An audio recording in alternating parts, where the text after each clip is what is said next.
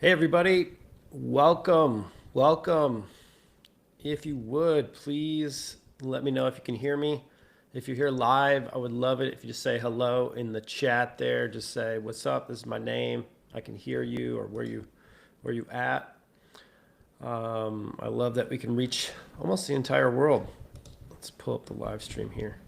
Um, yeah, and we're using a new software here today, so I'm gonna get rolling here in a minute.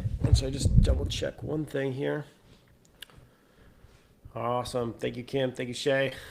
Okay, so we can probably get started then. Um, all right. Sound is looking good. And let me just try to make sure I can move these slides.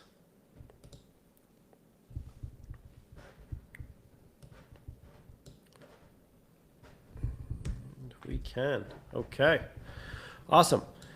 Everybody, welcome to this presentation on why 2,217 gut cases got better on completely different diets. Subheadline here, the one sequence that heals more gut problems than any diet, killing protocol, or probiotic. And this is a special presentation for me today because it is near and dear to my entire career. For the last 16 years, I've been tracking various different gut cases. There's been various different, we had a telehealth company for a little while. There's been various different ways in which I've interacted with people over the years. And some of these people, despite what I thought they should do at the time, wanted to eat their own diet. They wanted to eat vegetarian, they wanted to eat carnivore, paleo, whole foods, and everything in between. Everybody for a while would have a custom diet. Also, these people had tried different protocols, killing protocols, probiotics, detoxes, specialty supplements. And the one thing that kept coming up over and over again when it was trying to figure out how to get better results for people is that the ones who healed the fastest, they did something first. And it wasn't the same diet, it wasn't the same killing protocol, it was the same sequence, this one sequence. And it had nothing to do with what they ate or what bugs they killed. It had everything to do with these 5 specific root causes that kept showing up. So as it stands right now, I would say most of the entire gut health industry is kind of built around the following. It's do this specific testing and find your specific pathogen and then kill them, or find your specific food sensitivity with this test and avoid them, or find your specific nutrient or microbiome deficiency and then supplement for those things. And I would say in general, my experience is that you're spending money in the wrong order. It's not the wrong things. It's not that I'm saying, please don't get this wrong. I'm not saying that functional medicine testing is wrong. I'm not saying that you shouldn't do some of this stuff. I definitely think you should. It's just that if you do it in the wrong order, which I think most people are doing it in the wrong order, you don't get the results you want and you stay sicker longer. And oftentimes these protocols that you're investing in, they also work less. They just don't work as well. So sequence matters more than selection. I want you to really, really internalize sequence today. So who am I? I'm, 16 years of doing this. My name's Stephen Wright, and for 16 years, I've been working on gut health with myself, with other people, and I'm not the most famous person in this space, but I might be the most obsessive about figuring out what actually works, and not just bubble boy stuff, because I tried that. I tried living the perfect life, doing everything right, having the perfect diet where I avoided everything and it kept getting smaller and smaller, where I took my pills every single day at every specific time, like when I woke up, and then before my meal, and then between my meals, and then before my next meal, and then between my meals, and then before I went to bed. And I was doing that. I was doing all that, and it was exhausting, and it didn't really give me the resilience that I wanted to face today's toxic world. Now, the good thing is that over the years, the data continues to narrow down to this sort of single point of view that I'm going to share today. Now, I want to start with some hope here. Imagine 30 days from now, imagine 90 days from now, you're waking up for the first time in months, maybe years, and your gut feels normal. You're eating without anxiety. Your digestion works. You have constant energy. You're not reacting to random foods. Your brain is clear. Your joy is up. Your confidence up. Digestion is stable and smooth. These types of things are possible without further changing your diet if you focus in on the 5 root causes in the right sequence. And if you do that before you do any more detoxing or killing programs. Now, before I teach you anything, I want to show you where we are going, because I know these talks, these webinars sometimes can feel kind of like a bait and switch. And what I want to do is I want to start with what the solution looks like. And then I think that'll make the problem really easy to understand, frankly. And then I'll show you the offer so you know where we're going. And it's not like, oh, or he's waiting around to the end. So the core promise here is that the Healthy Gut Protocol is what I wish existed 16 years ago. It isn't about your diet. It isn't about killing pathogens first. And it's not about loading up on more probiotics. It's about the sequence that makes everything else actually work. So what's really common is that a client comes in, or you as the patient come in, and you have been in this world for a long time. You've spent maybe $3,000 to $8,000 on killing protocols. If you add up all the costs to this, the meetings, the tests, that's a pretty normal number. Maybe you spent $2,000 to $5,000 on probiotics and prebiotics and other things that oftentimes didn't colonize or really didn't stick with your healing. Maybe another $5,000 in functional medicine testing. Maybe it's been years that you've been going from a gluten-free diet to a paleo diet to a low histamine, low FODMAP diet. I don't know how many practitioners you've seen. I know that in my life, I've seen at least 50, maybe more. And I think most people have seen, 8 to 10 usually. And so with that being the place that we're starting from, I wanted to start asking, why is it that everybody keeps showing up like this? Why is this common? Why is this the common place for most people in the gut healing world? Why are they not getting better? And what are the things that actually matter? Because if everybody's on a different diet, that means that diet actually doesn't matter as much as we think it does. If it did matter that much, then everybody would have gravitated towards the one diet that was showing the most promise. And so about 6 years in, I started really asking these questions. What is the right sequence? What's the most important thing first before we do anything else? And as we started to implement these changes, healing progress dropped from 9 to 12 months down to 6 to 12 weeks. Success rates jumped from 60% to 85%.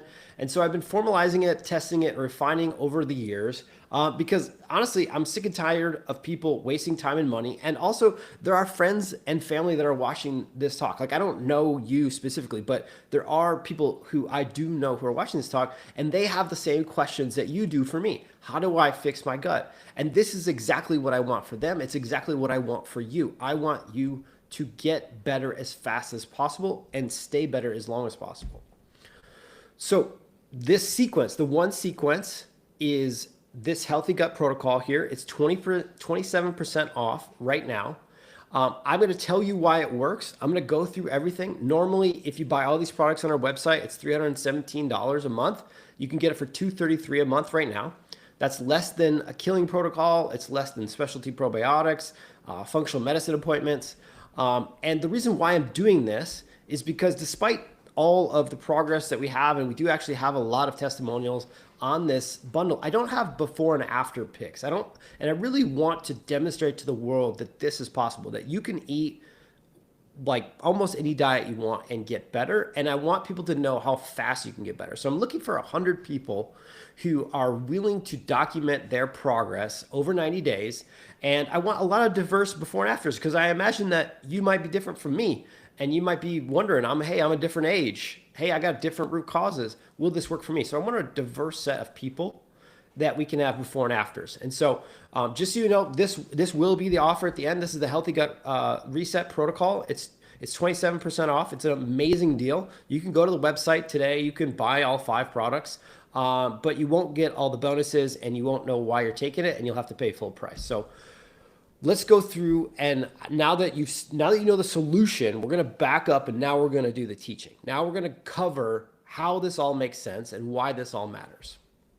So I'm going to talk you through the sequencing discovery around the 2,217 cases, what they revealed about order versus selection, the 5 universal root causes that around 83% of people share, the diet agnostic proof, why this could work whether you're vegetarian or carnivore, why killing protocols and probiotics fail first, and the data that happens when you start in the wrong place.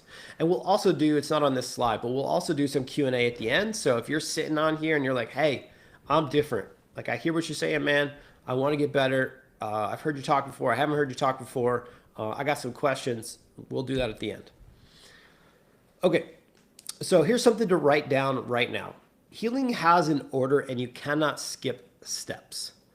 So a lot of people will say, again, you have to do the root cause testing. You have to find if you have a gut infection, and most people have gut infections, you got to find it and you got to kill. So a common thing is that people will test for these pathogens. They'll spend $300 to $500 for a gut test. They'll get prescribed a killing protocol of some type. It might be antimicrobial from like a supplement, or it could be a pharmaceutical option.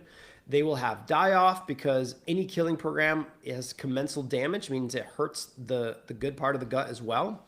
And then there'll be some relief. Usually people start noticing relief on these protocols like 4 to 6 weeks in. And unfortunately, if they do nothing else except for diet changes and things like that and probiotics, they will probably relapse. And I've seen this more times than not, 6 to 12 weeks after the protocol is done. The same thing goes with if you're taking probiotics blindly. The language and the story goes, you have gut dysbiosis, you need more good bugs. That's true. So you start to load up, and some people experience positive changes, but unfortunately, it's usually only like 30% of people. The rest of us experience mild changes, and if you're lucky, you're getting mild changes, because some people get negative changes. So you switch strains, right? It's probably the product. It's not the idea that you don't need more goods. It's the product. So you switch, and then you switch again, and you switch again. And there's frustrating little change over the years. And then with diet restriction or diet changes, we eliminate foods. There's short-term relief. That is a positive. That is a good thing. However, over time, what this starts to look like is an ever-shrinking diet, and your quality of life starts to tank. So in order to heal, we need to go in an order that makes sense, and we can't skip steps. So these types of healing paths are skipping steps that are based around, is your gut working? Is it capable of doing its job? If it was, then doing, for instance, probiotics or a killing protocol, they would be additive to the gut experience. But most people's guts, around 80+% of people's guts, are just not capable of working at the moment. So why do these patterns play out over and over? And if you're a provider, if you're someone on here who's seen a lot of these, would love it if you chime in the chat. But normally what happens is the kill pattern is you don't support your own immune system. And so after you've done the high quality protocol to kill the stuff, you don't rehab your immune system. And so when you pull out the killing protocol, there's nothing to like protect you, basically. Your immune system failed in the first place, so now there's no reason for it to do its job either. So the killing pattern, it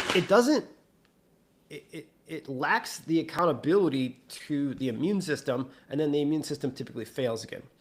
The probiotic pattern is that they don't repopulate. Probiotics don't repopulate. They work really well when they are paired with a prebiotic and a fiber, and you kind of make these lasting changes. You're adding products to, or not products, you're adding foods to your diet. So you're getting a diverse set of nutrients for the probiotics and what the probiotics do for you. So if you're in that phase, it could be really helpful, but most people are doing that phase way too early. Diet changes typically fail because while the symptom relief is good, the focus continues to be on what to avoid. Am I avoiding it correctly? It's not immediately on how fast can I add these foods back in. And so if you don't switch your focus to how do I add these foods back in, you'll constantly be looking for problems. You'll be looking for food problems. You'll be looking for reactions. That way of being, that nervous system entrainment around fear, I'm afraid of a reaction. I'm afraid of the oil at the restaurant. I'm afraid of the cross-contamination from this package. That fear starts to marinate in your nervous system. And it doesn't just affect your food. It affects everything else you're doing all day long. So while diet changes are powerful and helpful, it's a really, really slippery slope. All right, so I believe everything is connected to the gut. And so there are narratives out there. There are people out there that are saying, well, what about you should detox first, right? There's root causes here of mold or heavy metals, and you should detox before you do anything. Like, okay, well, if that's your point of view, that's great. But if in order to detox, you have to go through the gut. You have to go through the liver to the bile, out to the toilet. You have to go through the colon. And these detox protocols, in and of themselves, if your gut is already healthy, you do the detox protocol. Just moving the metals or moving the toxins, the mycotoxins through the gut causes inflammation. It causes bad changes to the gut. It causes destruction to the gut. So the process of detoxing is not like safe for the gut. The gut needs support through that, and rarely do anybody ever support the gut properly through a detox. No, I don't believe that you should detox first. I think you should prepare your gut before you detox, and then you can start your detox. What about blood infections? There's people out there that are like, hey, my root cause is Lyme or some other co-infection. That's great. I believe that those are root causes as well. However, any of those treatment programs, again, are killing programs. Number one, any killing program is going to cause collateral damage to the microbiome and to the gut. And number two, your immune system failed in the first place, and it's going to fail in the future unless you do something to support it after the protocol is over.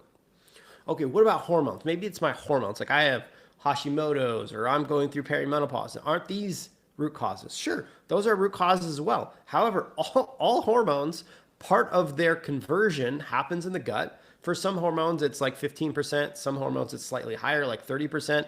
But also the spent hormones go back through the gut. They have to go out of the body somehow. And so if the gut is not getting rid of the spent hormones properly, you're going to cause further hormonal dysregulation. And if you're not converting everything properly in the gut, it doesn't matter what protocol, what procedure you do, you're never going to get exactly what you want. So again, hormone replacement therapy, wonderful thing. Do it with gut support. Otherwise, don't expect to get the amazing benefits of estrogen and progesterone that most people talk about online.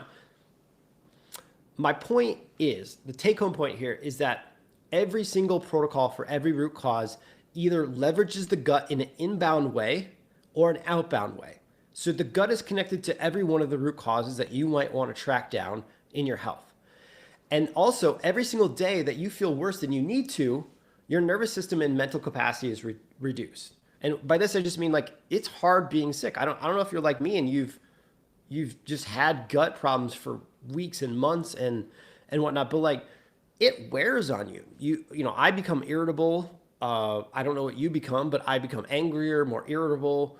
It's just harder to focus. It's harder to be hopeful. And so I want people feeling better as fast as possible. I think that causes a mental advantage. It starts to snowball. And I think it makes your nervous system more ready to handle whatever change is coming. So the gut is the foundation upon which the house of health is built. If your gut is not foundationally ready to handle one of these root cause treatment protocols, expect it to crumble like the house on the left. If your gut is fully foundationally ready, not only will you feel better immediately and start feeling ready, but any other root cause protocol you do will also help the house just build stronger, build better, and withstand everything. Which takes us to like the capacity, right? The capacity to heal. You have limited energy every single day, and I want to make sure it's used efficiently. I don't like wasting time. I don't know if you like wasting time, but I don't like wasting time or money or anything really. I'm really focused in on what's the 20% of the effort that gives us 80% of the results. And so that's what today's talk about these 5 root causes is really about. 20% effort that's going to give you this 80% boost in gut health. And then I fully acknowledge that for many of you, not everyone, but some percentage of you, to get the last 20%, you're going to have to chase down some of these other root causes. Now, I want to show you why this matters. So let's look at same gut problems, different sequence, and different outcomes. Let's say your motility is broken. If you don't know motility, motility is the speed of your gut, basically. It's the waves inside your gut. It's moving your food through the gut, things like that. Some people are too fast, and those people have diarrhea. Some people are too slow, and they have constipation. Regardless, that's a motility problem. So they have a motility problem. If you have a motility problem, your food isn't being broken down correctly. It's not being broken down in the right pace and the right time. That means nutrients are lost. It means that pathogens are going to be fed. And that means your microbiome is likely to be like forever off. Like your microbiome is going to be under assault of too much exposure or not enough exposure to your food and to these toxins every single day. So if you were to start with probiotics, if you were to start with prebiotics, but you have a motility issue, is it helpful? I don't know. Sometimes, yeah, sometimes people do feel help, but most of the time it's fleeting and there's never any solid healing because the motility is always like sequence wise, it's always conveyor belting the wrong things to the microbiome. So the probiotics and prebiotics end up being like a Band-Aid until the motility is fixed. Let's say your barrier is broken. Let's say that you have leaky gut. So this is barrier meaning leaky gut is broken. And so now we have toxins and food leaking through into your body. This is going to cause inflammation. Inflammation is going to cause immune chaos. It could cause you to react to normal foods like corn or beef or broccoli. It could start the autoimmune cascade. You could start reacting to your own body. It's usually causing excess histamine as well. Well, if you want to heal the barrier, oftentimes you have to go in the reverse order where you actually go through and you heal the excess histamine and the immune chaos first if you want the barrier to repair fully. Got some things in the chat here. I'll get to you in a second. If the microbiome is off, normally if you have dysbiosis, your histamine is going to increase, your butyrate is going to decrease, your digestive enzymes that are made in your microbiome, as well as your small intestine, are going to malfunction, and you'll begin to react to everything. You start to lose what's called oral tolerance. Oral tolerance is this capacity to be with normal things in the world. When you lose it, that's when you start to react to everything. Systemic health is going to go down and down in this scenario, and I think a lot of people have felt that. Yeah, so Kim, great question. Yeah, we'll talk about the healthy gut protocol at the end, but yeah, it's open to everybody, new customers or returning customers. You can upgrade your subscription to it, things like that. So we'll talk about that. Lauren asks, if you have all those problems, motility, barrier, microbiome, we will cover the order to address this. Yes, we will, Lauren. Yep, great. So let's keep going here. Oh, I went to the chat and I lost my slides. Hold on one sec. Okay. All right, so here are the 5 universal root causes that end up sequence-wise essentially limiting your healing. The first is the motility dysfunction. We just talked about that, too fast or too slow. Second is enzyme deficiency. Third is the histamine intolerance. Fourth is barrier breakdown or leaky gut.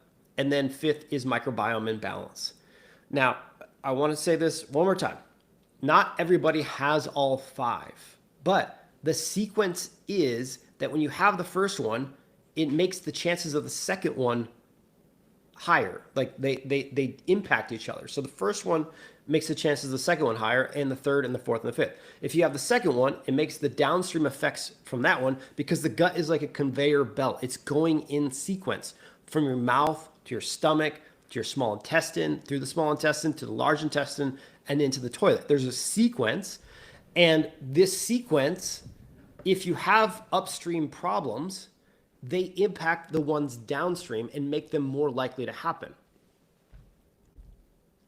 All right, so let's dive in deeper into each one of these root causes. So I just talked about motility dysfunction. Again, motility is the capacity to, in the right speed and the right timing, move food and toxins through your body, from your stomach down to the toilet. This happens in muscular waves, And it's mostly pH dependent, and your pH is set in your stomach. If your stomach acid is incorrect, when it dumps into the small intestine, if it's wrong, motility wise, some people's bodies are going to reject it. They're going to react and reject. They'll be like, no, we got to get this stuff out immediately. And so they're going to be the fast people, right? They're going to reject this. They're going to go to the toilet. It's a defense mechanism. Like diarrhea is a defense mechanism by the body. That's why, if you get really sick with the flu or something, that's part of the symptoms, right? Constipation are other people's bodies. So not everybody is, one or the other. There's a lot of us that are mixed. I'm a mixed person. But for the constipated people, if the pH is wrong, they start to slow down. Everything is like, oh, we can't do anything. Hold on. Like stop. Everything slows down. And a lot of this has to do with having low stomach acid, which not everybody who has gut issues has low stomach acid. The studies, the mentors of mine, it all suggests somewhere between 70 to 80% of people who have gut issues have low stomach acid. Not everybody. But if you don't, sequence-wise, if you don't start with it, everything else you do after it is going to be impacted. So you have to rule this out, in my opinion, first. Now, I just talked about the common signs. Reflux is another one. Seeing undigested food in your stool is another one. Bloating, gas, or other sort of common signs of this root cause. You might be saying, like, how did this happen? Well, as you age, your stomach ages.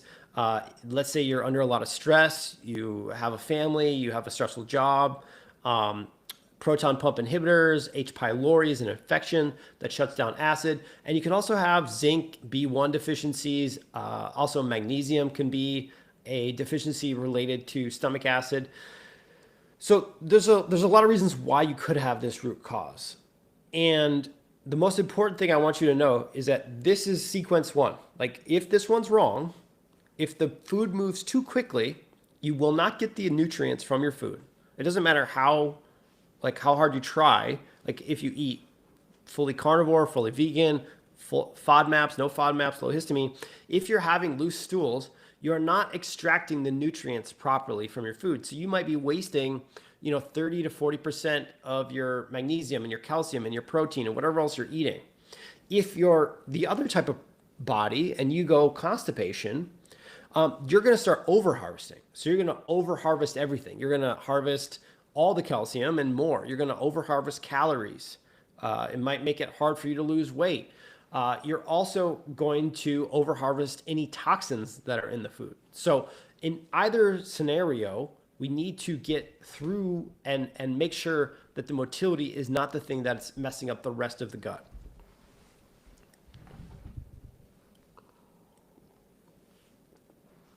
So root cause 2 is enzyme deficiency, poor breakdown and absorption. So enzymes, if you don't know, are like little scissors. They go through and they cut up your foods. Now, you have different types of enzymes. You have enzymes in your stomach, you have enzymes in your pancreas, and then you have brush border enzymes, which are your small intestine, you have microbiome enzymes. And these enzymes are there to cut up fiber, they're to cut up carbs, fats, proteins, so you can actually absorb these nutrients and use them so you can have energy, so you can repair any damage, so that you can make your stomach acid, like if you need your B vitamins, things like that.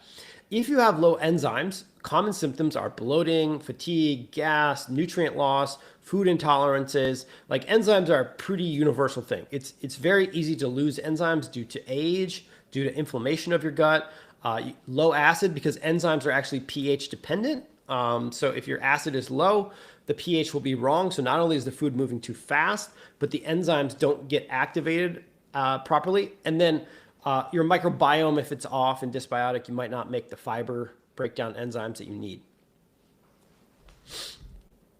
So root cause 3 is histamine intolerance. This is sort of a hidden one that I didn't even fully get until many years ago. But for my first 5 or 6 years of my career, I thought this was like a minority of folks. And I think it's becoming not like over 50%, but I wouldn't be surprised if like 40 to 50% of people who have gut issues have a histamine issue. And the problem with these root causes is they look the same. Like the symptoms of histamine intolerance, yes, they can be flushing and headaches and anxiety and 2 to 3 a.m. wake ups, but they can also be things that look like enzyme deficiency, such as food intolerances and food triggers. It can also look like a motility problem because if you have too much histamine, you can have diarrhea. It can also look like bloating. So the problem with these root causes, like I think someone asked here, like, how do I know which ones I have? Is that we'll get to that, but they're very overlapping what they look like. So causes of histamine intolerance, microbiome imbalance, broken barrier, you can have genetics and nutrient deficiencies. So if you don't know, DAO, diamine oxidase, is the enzyme in the gut that breaks down histamine. It kind of like cuts up histamine and gets rid of it. Root cause 4 is leaky gut. So this is where your barrier between your gut and your insides is broken down. It lets toxins and food leak in. The immune system does not like this, so it responds with inflammation and chaos. Symptoms include food reactions, skin reactions, brain fog, fatigue, joint pain, immune issues. Causes are like anything can cause it, basically inflammation, toxins, stress, non-steroidal anti-inflammatory use, alcohol, processed foods, microbiome loss. Like your gut is kind of like one of the last things to fail. And so a lot of things can cause it. And a lot of the symptoms sound like root causes from that we just talked about. Root cause 5 is the microbiome imbalance. So a lot of times this could be like the wrong ratio of bugs. This could be not enough growth. It could be too little species. It could be a lot of different things here. And symptoms could include gas, bloating, brain fog, sugar cravings, mood swings, but it also include inflammation and reactions and gas and bloating. And the causes of microbiome imbalance, again, are very numerous. Things like antibiotic uses, low fiber diets because maybe you stopped eating, FODMAPs because they were causing you issues, high sugar, stress, broken barrier, killing protocols. Any killing protocol will have some damage to the healthy microbiome. The microbiome gives off signals that can either be inflammatory or anti-inflammatory, and it's doing this all day long. So that's why a healthy microbiome is associated with almost every healthy state. It's associated with longevity. It's associated with everything you want out of like energy, a good brain, muscle, all this stuff. All that stuff is associated with the microbiome. But if you were to come in and say, hey, I think I have a microbiome dysbiosis. I would like to do, I want to do one of those tests that show all my microbiome species. People will ask me, what test do I do? What company do I trust? I just think the focus is in the wrong order. The sequence is wrong. Because if you're experiencing any of the symptoms of microbiome dysbiosis, we don't know that it's not coming from one of the other places. And so until we rule out the other places, the microbiome can't fully correct. All 5 root causes are connected almost like a conveyor belt. It kind of is a conveyor belt, right? Like from top to bottom, from mouth to toilet.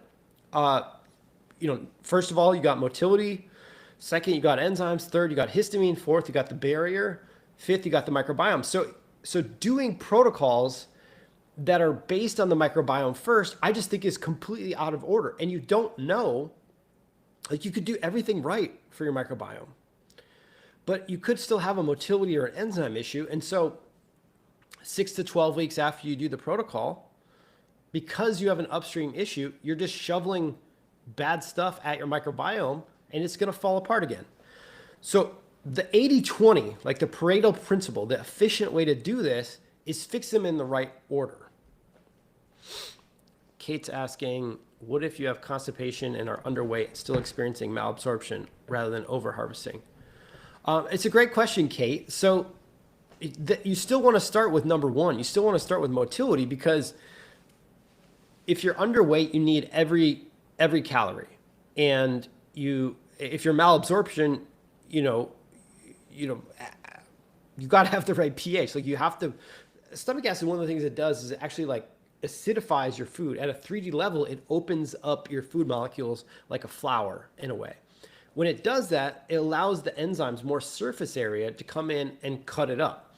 It's almost like it's a lot like a flower in the sunshine. Like if the flower's all balled up, you can't really get into the petals. The bees can't get in to pollinate.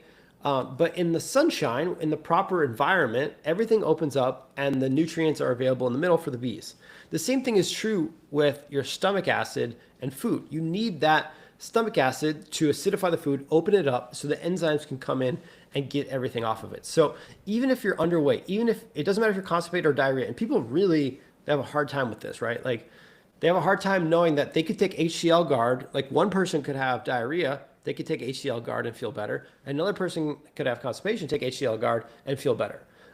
It's not going to fix everything, right? Because we're talking about all these root causes, but it's going to help. And that's because the pH is so powerful.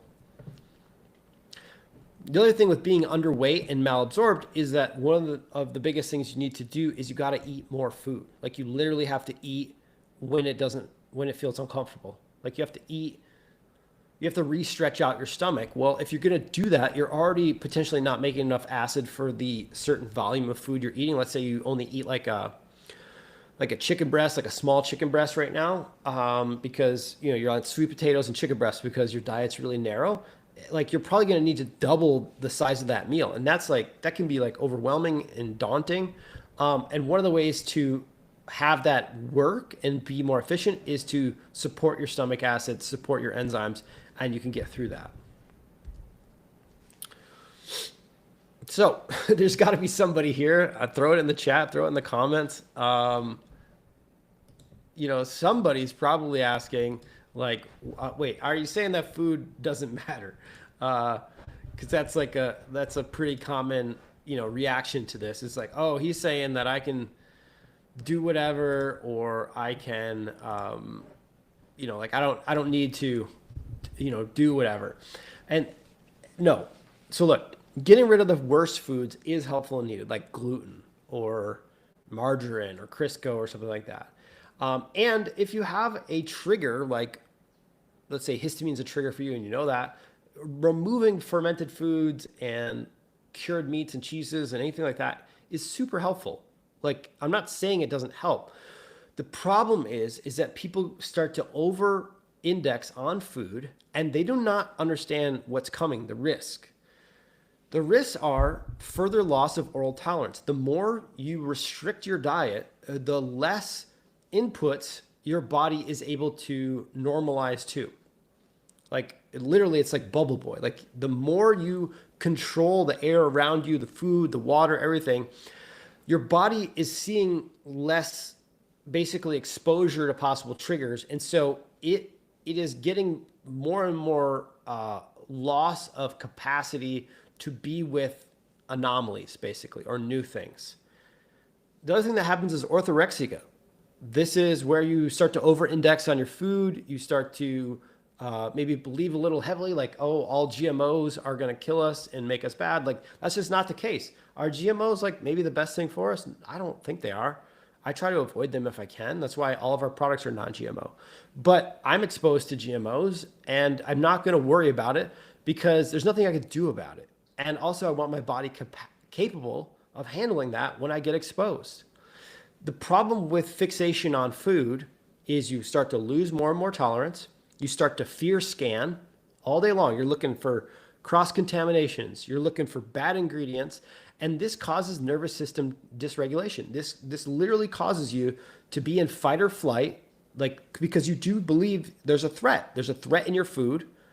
And so you over-index on that, triggering the rest of your nervous system to be dysregulated all day long. That makes your sleep worse. That makes your HRV worse. It makes a lot of things worse. So the other way to do this is focus on the 5 root causes, let your diet be what it is, and then adjust after you've gotten rid of the 5 root causes. Most people will find out that they don't have to lose more oral tolerance. They don't have to lose more foods.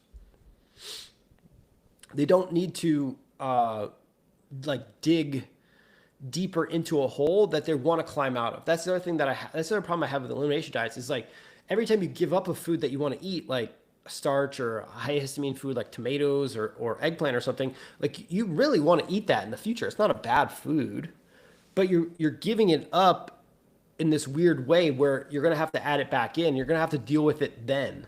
And so that's another reason why I like to start with the 5 root causes. And if there's something that's not quite happening there for you, then go back to the food. So this is kind of how the sequence works. So the sequence has a minimum downside, but a maximum upside. Again, what I'm saying is if you do these in sequence, if you start with motility, then you go to enzymes, histamine, leaky gut, and the microbiome,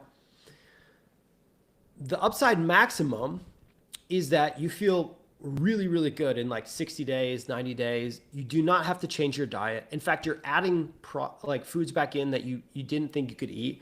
You're sleeping better. You're having more energy. Your skin's clearing up. Your confidence up. The worst thing that happens is you start to ad hoc or selectively choose certain things in gut healing. You're like, well, I got a pathogen. So you go and you kill the pathogen and you feel a little better, but you don't feel quite better enough. And you're like, shoot, where do I go now? Maybe I have mold or maybe I have histamine intolerance. It's like this whack-a-mole guessing game that doesn't give you a roadmap or a sequence on how to handle these different root causes. So because everything on the left affects everything to the right and vice versa, like if I had more arrows, it would get a little ridiculous, but there's also feedback loops where the microbiome impacts everything else. So there's like, it's not just one way conveyor belt. It's a conveyor belt with workers that shout at the other people. The point is that if you go through these things, the order matters, because if you skip steps, you're going to not know if I repaired my barrier, but the motility is broken, how, like it's going to break again if undigested food keeps hitting it. If you try to rebalance the microbiome, but your gut barrier is leaky, then even the good bugs are going to be leaking out and potentially harming your immune system. Let's say you're trying to regulate histamine, but the microbiome is imbalanced with producing too much histamine. Like it's just, they become these like circles where it feels like you're chasing your tail. And that's what the sequence sort of fixes. It eliminates that chasing thing and gives you a actionable way to work it through. So let's go through some case studies here. All right, so case one is, let's call it the vegetarian, Amanda. So 7 years and struggling. So bloating, brain fog. She's a mixed, person, constipation, diarrhea, food reactions, fatigue. She's tried raw. She's tried high fiber, low FODMAP, vegan, all these different things. Lots of practitioners. Most of the time, she's going to have low acid because vegetarian people have, like, I swear to you, this is just the numbers. Vegetarian people end up having a lot more stomach acid dysfunction than everybody else. I think it's vegetarians do vegetarian for a number of reasons. Some of that's spiritual, some of that's animals' rights. But I also think there's a feedback loop for people who eat meat with low acid. They don't feel good. And then they start to say, I don't feel good when I eat meat. And then they start searching why about that. And they start learning, and their algorithm starts feeding them all these things. And their confirmation bias starts seeing like, oh, maybe it's bad for this. And like these people say it's bad for the environment, even though, that's not necessarily true. Like all these things, and they start having confirmation bias. And it all started with, when I eat meat, I don't feel that good. Which is totally happening and totally true. And so again, vegetarians are vegetarian for spiritual reasons, and I respect all that stuff.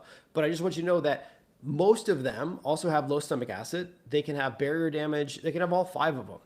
Going on the protocol, usually they can stay vegetarian. They can tolerate more beans. They can tolerate avocados, which are high histamine. Like the ways to eat vegetarian, or even like vegetarian with a little bit of, say, chicken or something like that. I forget exactly what that one's called. I think it starts with a P.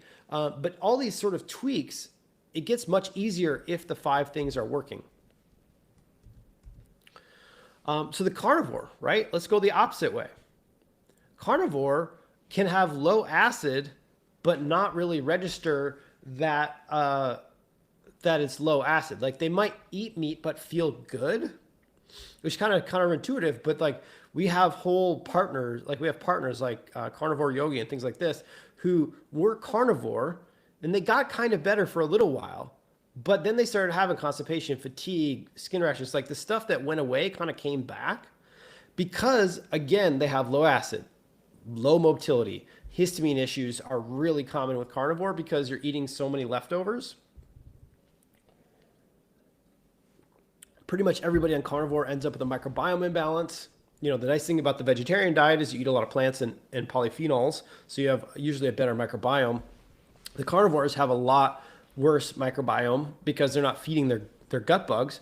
And then that starts to feed. You start to lose butyrate. You start to lose the histamine degraders. And then you have, typically the carnivore people end up with a lot of histamine and enzyme related issues. And then we have people like Tom. Tom eats real foods. He's like, I'm Italian. I'm not giving up my pasta. Sometimes he's eating gluten-free. Sometimes he's not. But he says, to him, he's eating like whole foods, and whole foods for him could be grains, which, I can't argue that it's not. But they don't want to change, right? Again, having the exact same set of symptoms with the exact same set of root causes. If you address the sequence of root causes, the diet doesn't necessarily have to change for Tom unless he gets to the end of like 60, 90 days and he's still not feeling what he wants to feel. Then it's time to dig deeper.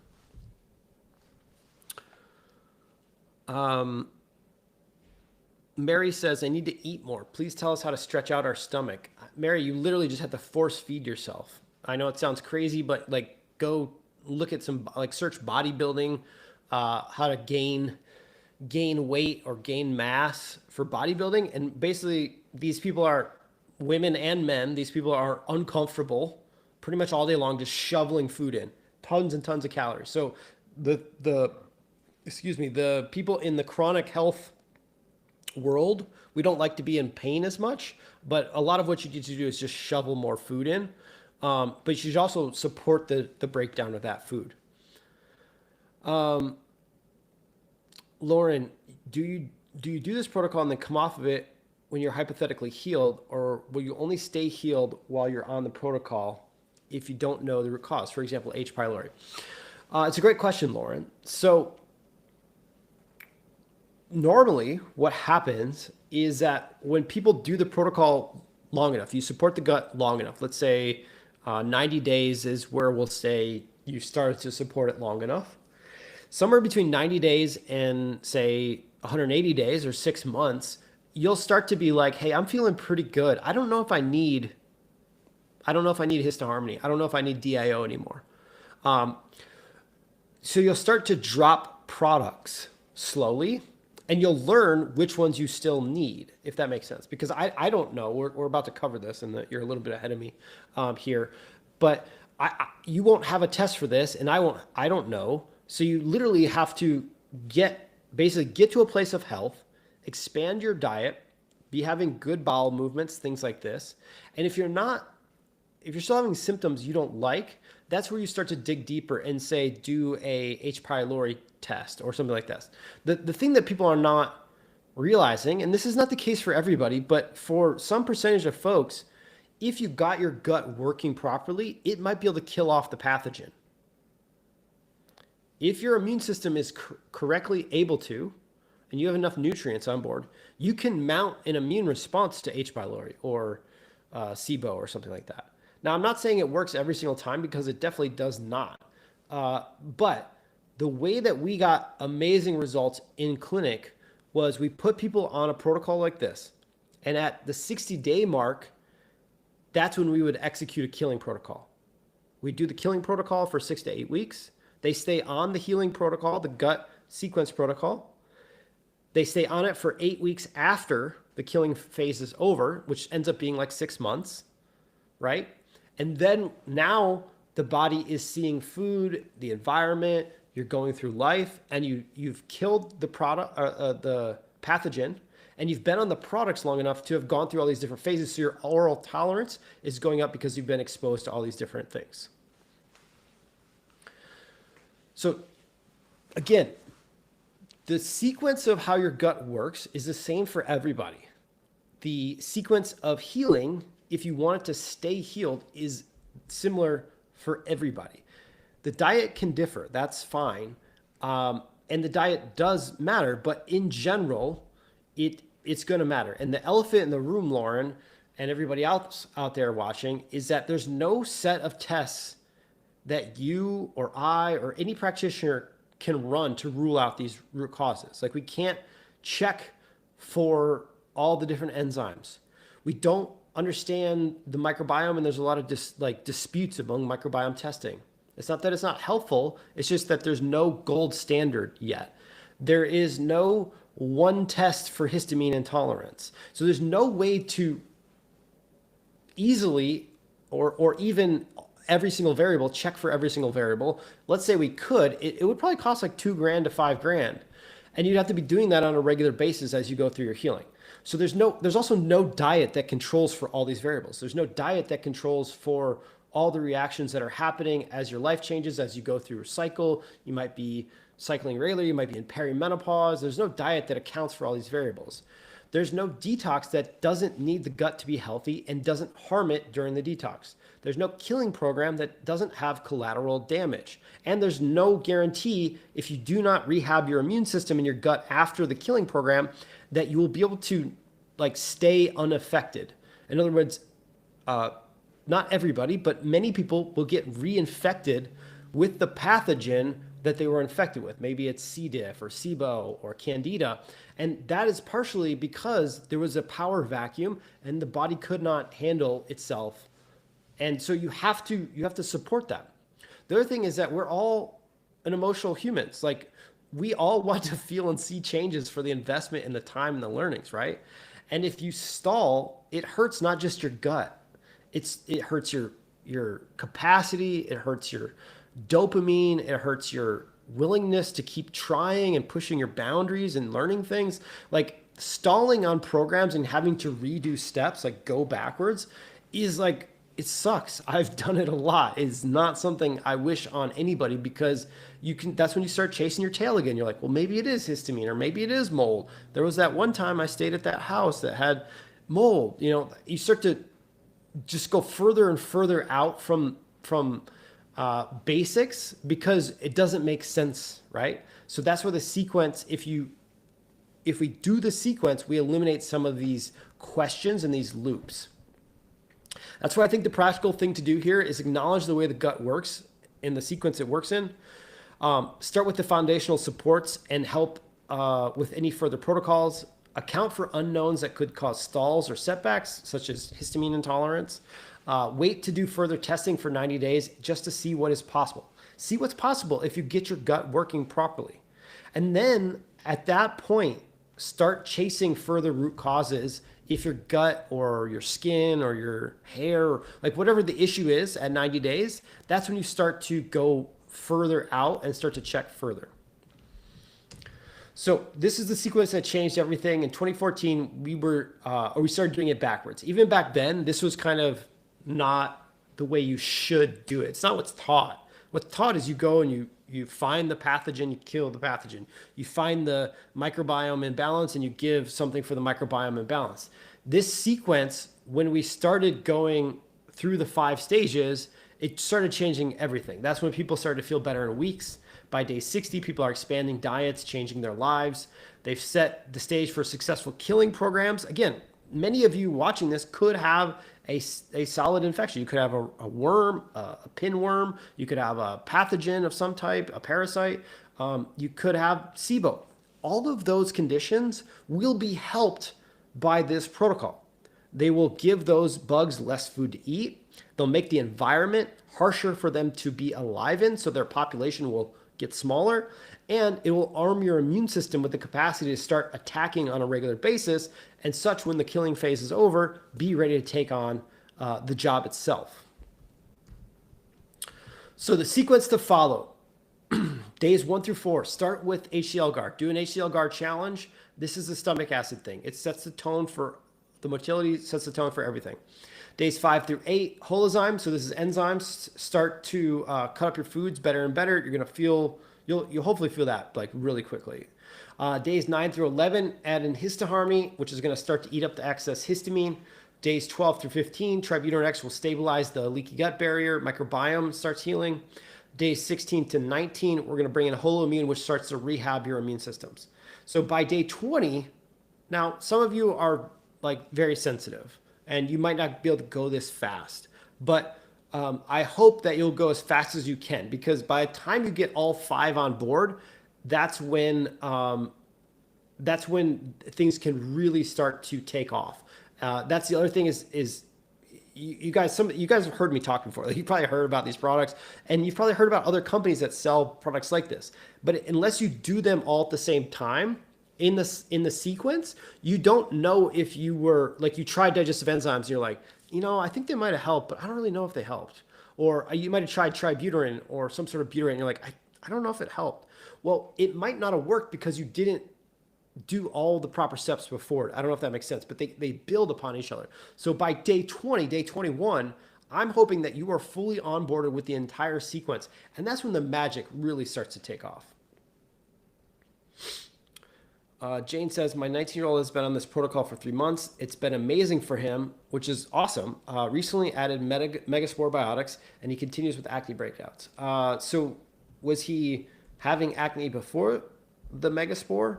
Or like, did the Megaspore make the acne worse, or the protocol plus the Megaspore nothing's changed in the acne? Let me know, Jane. I'll come back to you.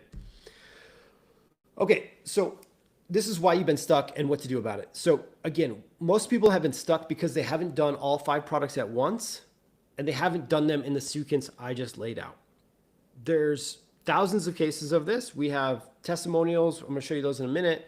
I would say 80 to 90% of folks, they have these universal things, and they need this support during whatever phase they have next. If it's mold, it's mold. If it's pathogens, it's pathogens. So this works across any diet, and it works with killing protocols, and it works with probiotics. In fact, at day 60 or so is when I would start to add in things like Megaspore Biotic or Mega Prebiotic, whatever other things you want to add in around the microbiome. Around day 60 to day 90 is when you can start to stack that stuff in.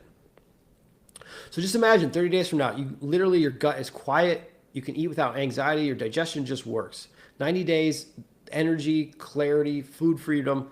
It's not fantasy. This is not fantasy. I've seen this work over and over again. It is a predictable pattern, and it's literally just a sequence.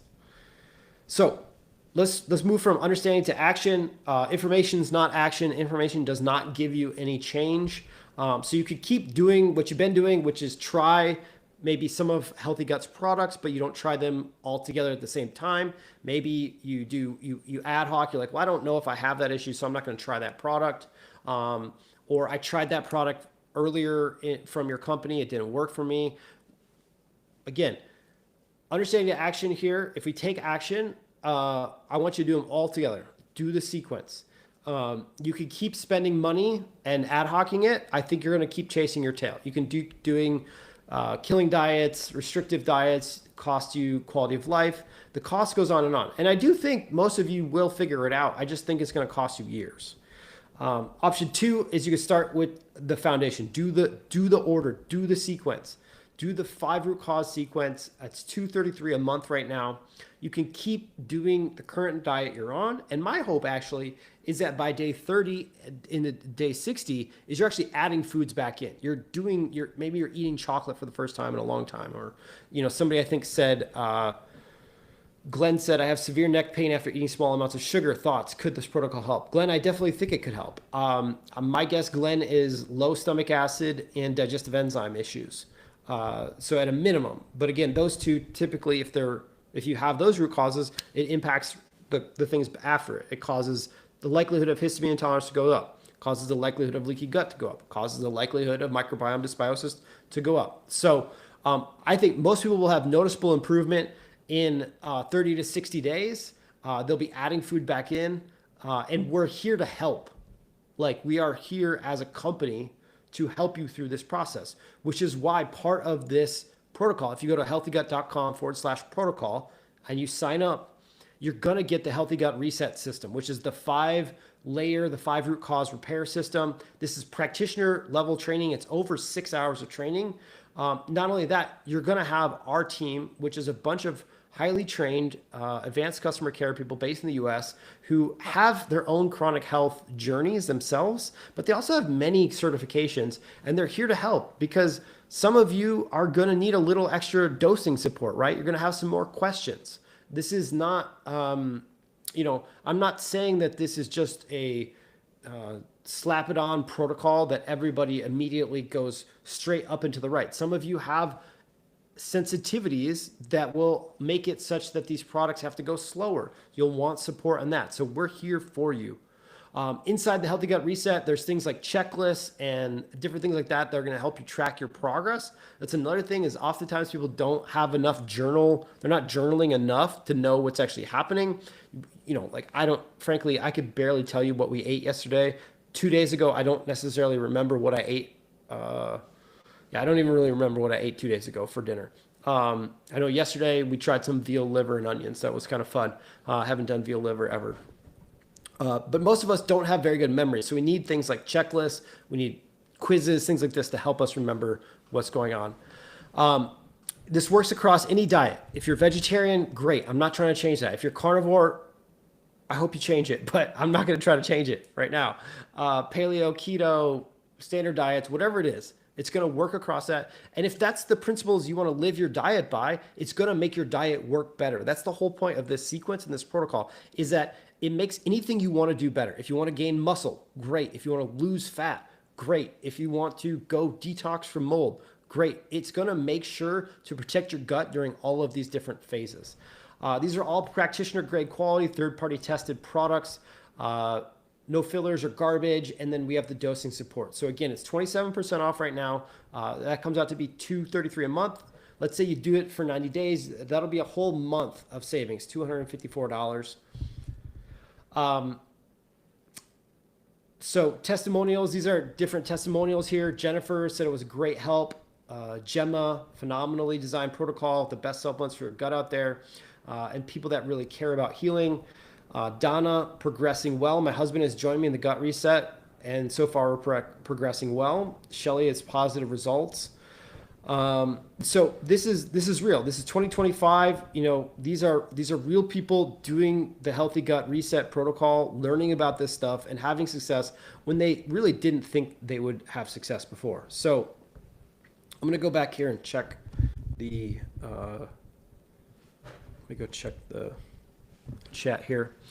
So Jane came back. So Jane was the person earlier with the 19-year-old son who was doing the protocol and added Megaspore, was having acne. I think the timing was after he started the Megaspore. Started one capsule every other day, and his immune system is definitely smarter. Thank you. Oh, Jane, that's awesome.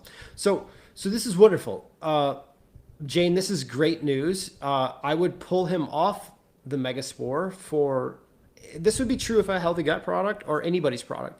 If you start a product and you see something like acne or something like that, and you've given it a few days for your body to try to adapt to it, then I would slow down and go back, go off of it 7 days and see if the acne goes away. Because the other thing is, like, maybe he just went through a really stressful week and he didn't tell you, or he went on vacation, like he had like a sports program or something starting up.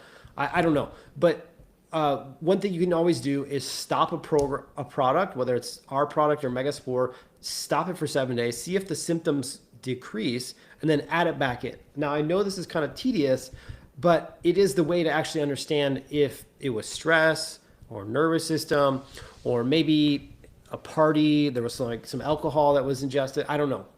I guess at 19, hopefully he's not doing that, but I was not following the law at 19, personally. Amanda says, what if you try HCL Guard beginning with one capsule and experience heartburn? Should you skip the product and continue with the protocol? Yes, Amanda. So if you start with HCL Guard, you do the HCL Guard challenge, which is going to be one capsule with your meal, and you experience some sort of burning or heartburn or something like that that's different, then you're going to take the baking soda, get rid of that, and then, set it aside for now. And I want you to try it again in 30 days. If it still doesn't work, the thing about the Healthy Gut Reset in our company is we're going to swap that product out for you. So let's say that you wanted, let's say that you, Amanda, have like a bunch of histamine related issues, and you're like, hey, I'm going through HistoHarmony. I noticed that I take like a few more, like 4 per day or something, and I feel even better. We'll give you HistoHarmony in place of HCL Guard, or maybe you need digestive enzymes. We'll swap it out so that if you're not using that product, you'll have a different product that you can use that'll make you even healthier. That being said, I do want people to retry HCL Guard in 4 to 6 weeks after they get on the system. Lauren asks, do you also offer advice on kill protocol at the appropriate time? Does this guarantee apply for all products in the bundle? Yes, so the guarantee is for the products in the bundle, which I just said. We have our normal 60-day guarantee. I just said, like, if one of the products isn't like working for you, you've tried it more than once, we'll find you a product that does work for you. And then the kill protocol, again, what I said is I would put you, like, if I was your clinician, which I'm not your clinician, but what we did in practice when we had a clinic was we would be on a sequence like this for a minimum of 60 days before we started the kill program. And you would stay on the sequence through the entire kill program, because that killing phase is super intense. Like that, it should be intense, right? You're going to war with some sort of pathogen, SIBO, Candida, parasite, pinworms, I don't know. Whatever it is you're going to war with, it's all hands on deck. So 60 to 90 days, I would say, is a sweet spot to do a killing program. We personally don't have quote unquote killing products or a killing phase at the moment, but I would say is get a really good digestive test, like a stool test, and figure out what the pathogen is or the bug is, because if it's bacteria based, you want a bacteria protocol. If it's fungal based, you want a fungal protocol. If it's a worm, you want a worm. You don't want to just take a broad spectrum if you don't know what you're killing. And also make sure it has a biofilm buster in it as well.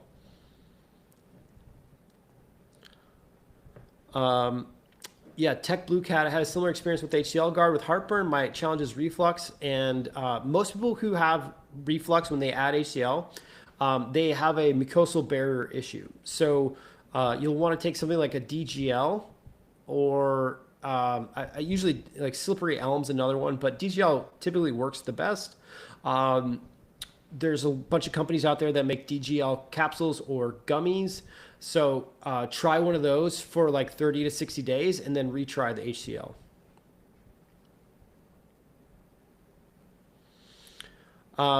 So just to reiterate again, normally if you're going to pay for the Healthy Gut Reset program, the practitioner grade education, that's $127. If you're going to buy these products off the website, it would be $317. And right now, you're going to get the Healthy Gut Reset bonused in when you subscribe to the monthly protocol. So healthygut.com/protocol. It's 27% off, which is $233. You're saving, looks like just under $100 per month. And so the goal here is to use the protocol, use our company, our support, our resources to knock out the sequence. Do the five steps, the 5 root causes. Make sure that those are not harming each other or you in another way, and then tackle any other root causes. You may be on this protocol for 3 months, 6 months, I don't know. It could be 12 months. As you go through a detox phase, a killing phase, you recover from those things. But if you skip this protocol and you try to do a detox first, you're going to cause more collateral damage, which means more suffering, more foods you can't eat, different things like that. You'll probably be chasing histamine symptoms and other things. Same thing with the killing protocol. I want people to stop chasing their tails. I want them to stop going in orders that don't make sense. If you start in this order, you prepare your gut for anything that comes next, and your gut's also on your side. Your immune system's on your side to detox. It's on your side to kill. It's on your side to overcome histamine-related issues. So again, go to healthygut.com/protocol. Let me go back to the chat here. Karen, please answer my questions back at the top if possible. Karen asks, what can I do if I cannot take supplements or eat foods to raise my stomach acid or digestive enzymes because my gut is so irritated, leaky that I cannot tolerate even just a sprinkle? So Karen, that means that things have gotten really bad in your nervous system. So don't buy the Healthy Gut protocol right now. Don't buy this protocol because you can't tolerate it. What I would do with your time and money instead is I want you to, there's a book called The Great Nerve. It's about vagal nerve. I want you to find, there's any number of programs out there about the vagal nerve, so you can get vagal nerve stimulation units. I use a Pulsetto, but there's a bunch of other ones out there. And then I want you to actually do a course. So I would go to Dr. Amy Appigan. Her new book is The Biology of Trauma. Buy the book, The Biology of Trauma, and join her program, Karen, and start to work on your nervous system. Because if you can't tolerate sprinkles, then it's nervous system related. And so anybody who's got a nervous system related issue, Dr. Amy's work, The Biology of Trauma, that's the place to start. I think she's the best in the world.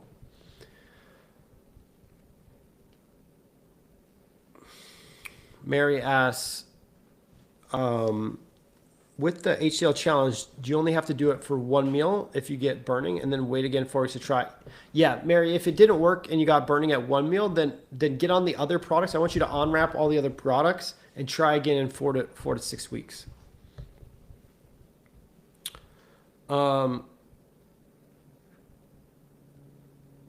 Hey, Martina, with HCL Guard, because it is kind of powdered acid in a capsule, the recommendation is not to open the capsule. And we have a strong connection with Mast Cell 360 and other mast cell communities. HCL Guard is extraordinarily well tolerated across many of the mast cell communities. And so hopefully you'll, be okay on that part.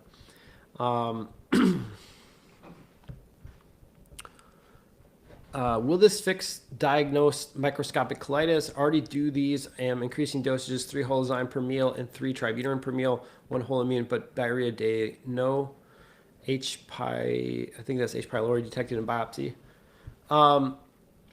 So no, this is not a design protocol to quote unquote heal a disease, if you will.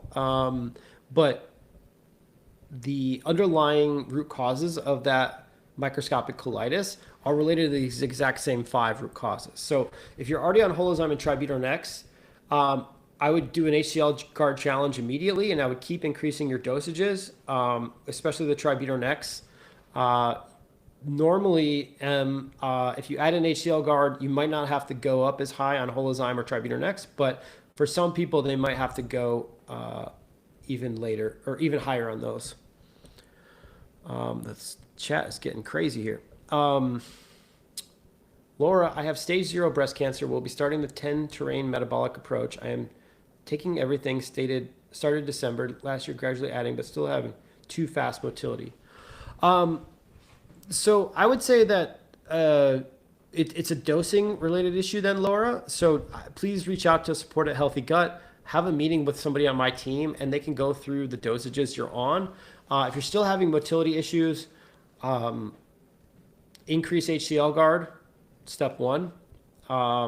See if that helps. Sometimes it will, sometimes it won't. Tributyrin X would be the next thing for too fast to start increasing. People who have loose stools and diarrhea sometimes need 6 tributyrin X a day. We have some people in the world taking double, triple that, but they also have very specific cases. But my point being is that nothing else helped them with their too fast motility, but tributyrin X did help them. Yeah, again, so there's a few people. Okay, so Susan, Laura, everybody who's having loose stool still that has the products on hand, try one more HCL. If that doesn't fix it, start ramping up the tributyrin X, and please reach out, support a Healthy Gut, and talk with somebody on my team. And this is why the support is there, right? Because we can talk about the sequence, we can talk about everything that's going on, but your diet's different, your microbiome's different, your body's different. Everybody's got different things going on. And so having someone that could help you with these dosages is extraordinarily helpful. Jace asks, how many biome builder a day? Jace, all of our testing and all of our clinics are saying 3 is the minimum you want to hit per day. People really start to have breakthroughs at 3 tributyrin X per day. However, some people need to go higher. Hey, Heidi, the program is not a 3-month commitment. It's a month-to-month commitment. You can join right now, healthygut.com/protocol. Save the 27% off. This is not going to be around forever. The link will go down. We're going to send out some emails, some replays, things like that. So if you do cancel, it might not be available in the future. But but we're not trying to, quote unquote, lock anybody in here. And then if you guys didn't hear, what I'm saying is if you try one of the products and it doesn't work with your constitution or your lifestyle or whatever it is, my team will swap in a different product that does work for you. Mary asks, since this program is a monthly cost, how long is it intended to continue? Mary, that's totally up to you. Again, I don't know what you're trying to heal from. I don't know what you're trying to overcome or how you feel. I would say that most people are going to feel really good by month 3. So 60 to 90 days on the protocol. They're going to feel really good and start to really stabilize. Like that's when you'll start to be like, not like wondering, am I going to react or can I do that thing? And at that point, you'll have a choice. Do you want to keep going deeper into functional medicine? Do you want to search for more things? Maybe you have a skin issue or a hair issue or a hormone issue you want to keep going on. You'll probably stay on most of the products as you start to navigate that next issue. Or if you're like, hey, I'm actually doing wonderful, and some people are, you might want to just go ahead and start to like take off one of the products and see how you do. You could like reduce, say, holoimmune and see how you do, or reduce your digestive enzymes and see how you do. Because at the end of the day, once you get stabilized, say like 3 to 6 months on the protocol, not everybody needs these products forever, because part of the way the sequence works is the first things, motility, stomach acid, enzymes, they break the other sequence, they break the microbiome, they break leaky gut, they break histamine. But as everything heals, the reason why I want you to stay on it long enough, because as the microbiome heals, it's going to send signals back to have more stomach acid, have more enzymes, less histamine. As the barrier heals, leaky gut heals, your immune system's going to calm down. It's not going to be so inflamed. It's not going to be in so much chaos. And all the inflammation that was happening inside the gut is going to go down, which means more enzyme production, less histamine release. Then if you don't have excess histamine, you're not causing any excess collateral damage. That's a win. If you have enzymes that are working, you're going to have a better microbiome, but you're also going to get more nutrients, more calcium, magnesium, vitamin B12, protein, fat, carbohydrate, all these different things, fiber. That stuff all feeds back to create a healthier loop, such that hopefully you can transition all of these things. Some of us who are like over 70, you might need to be on enzymes the rest of your life. If you have a genetic issue with histamine, you might need to be on HistoHarmony for a really long time. But for the rest of us, I'm not saying you have to take this stuff forever. If you get the sequence healed and the feedback loops back upstream are telling everything that you're healthy. Hopefully that makes sense. I don't have a good diagram for that yet.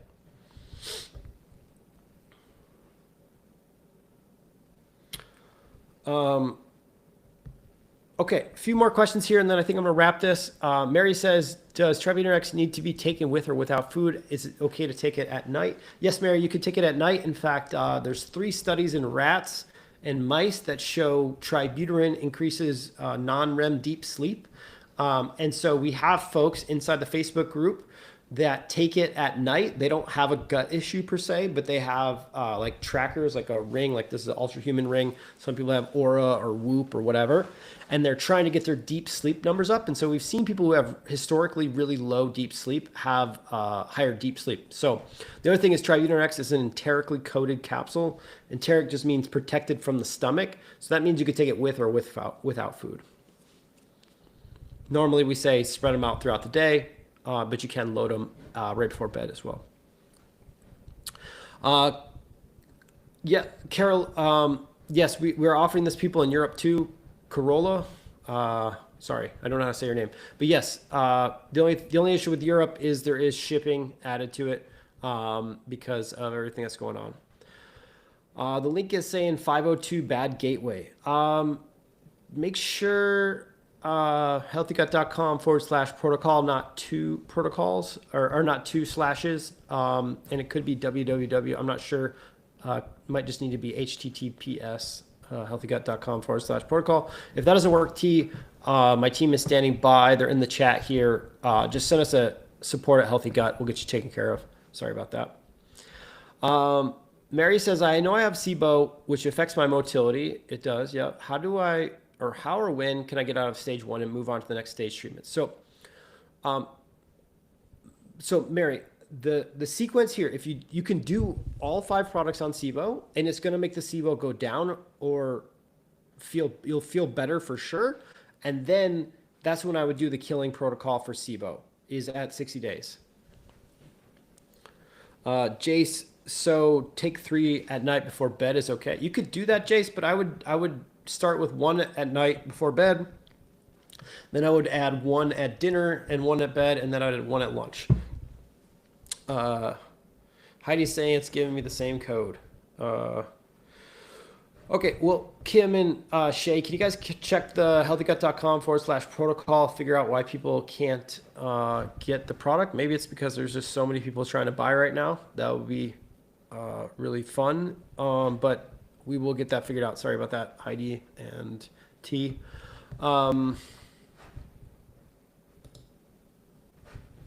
Yep, 502 bad gateway for me as well, guys. So not just you, it's me as well. I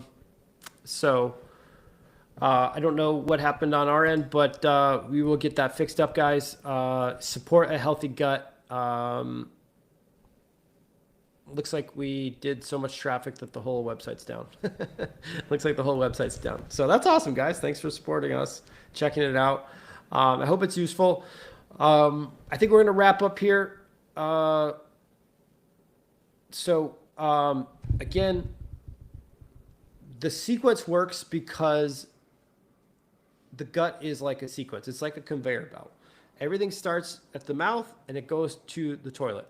So, well, it looks like it's working for different people. All right. So maybe just give the website 30 minutes or 30 seconds here and listen to me for a second.